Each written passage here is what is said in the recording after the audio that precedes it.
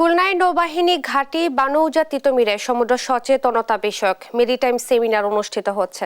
বিস্তারিত জানাতে সরাসরি যুক্ত হচ্ছেন সহকর্মী নুর ইসলাম রকি। রকি, সেমিনারে কারা উপস্থিত আছেন এবং কি বলছেন আয়োজকরা, জানাবেন।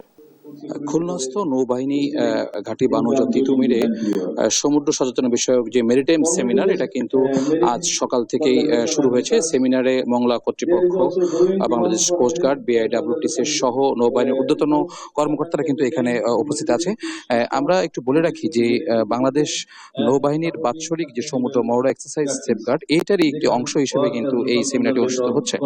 সেমিনারে প্রধান অতিথি হিসেবে আছেন কমান্ডার খুলনা নৌ অঞ্চল রিয়াল অ্যাডমিরাল গোলাম সাদেক। আমরা সেমিনারে এসে যে আলোচনায় যেগুলো জানতে পেরেছি সেটা হচ্ছে যে মংলা বন্দর কর্তৃপক্ষের যে সক্ষমতা বৃদ্ধি সমূহ এবং অভ্যন্তরীণ নৌপথ সমূহের নাব্যতা সংকট ও এর থেকে উত্তরণের উপায় নিয়ে টেকসই জাহাজ নির্মাণ প্রক্রিয়া এবং পরিবেশ বান্ধব যে সামুদ্রিক শিল্প উন্নয়ন, এই বিষয় নিয়ে আলোচনা হয়েছে। পাশাপাশি সামুদ্রিক জীববৈচিত্র্য সংরক্ষণ ও অভ্যন্তরীণ জলাশয়ে দূষণ প্রতিরোধ কৌশল সময়ে মাছ ধরার নিষেধাজ্ঞা চলাকালীন সময়ে উপকূলীয় যে জনগোষ্ঠীর জন্য বিকল্প কর্মসংস্থান নিশ্চিত করার বিষয়েও কিন্তু গুরুত্বপূর্ণ বক্তব্য রেখেছেন সেমিনারে যারা ছিলেন।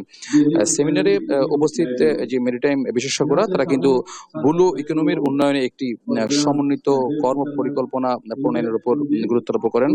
কমান্ডার খুলনা নৌ অঞ্চল তার বক্তব্যে কিন্তু বলেছেন যে ব্লু ইকোনমিক সহ মেরিটাইম সেক্টর সংশ্লিষ্ট সকলকে সচেতনতা ও পারস্পরিক বোঝাপড়ার মাধ্যমেই আগামীতে যে একসাথে যেভাবে কাজ করা যেতে পারে সেটার মাধ্যমে। পাশাপাশি কিন্তু আমরা দেখতে পেরেছি যে সেমিনারে এখন খুলনা বিশ্ববিদ্যালয়ের যে যারা অভিজ্ঞ আছেন বিশেষজ্ঞ, তারাও বক্তব্য দিচ্ছেন এবং এখানকার নৌবাহিনীর সহ সমুদ্রের সাথে যারা জড়িত বিআইডব্লিউটি ও কোস্টগার্ড সহ বাংলাদেশ সকলেই কিন্তু আছে এবং তারা কিভাবে এই সামনের আসন্ন যে সমুদ্র মহড় আছে, এই মহড়ে জলবায়ু কিভাবে নিয়ন্ত্রণ করা যায় এই বিষয়ে আলোচনা করছে। তো সেমিনার থেকে এটা ছিল আমার কাছে সর্বশেষ সংবাদ।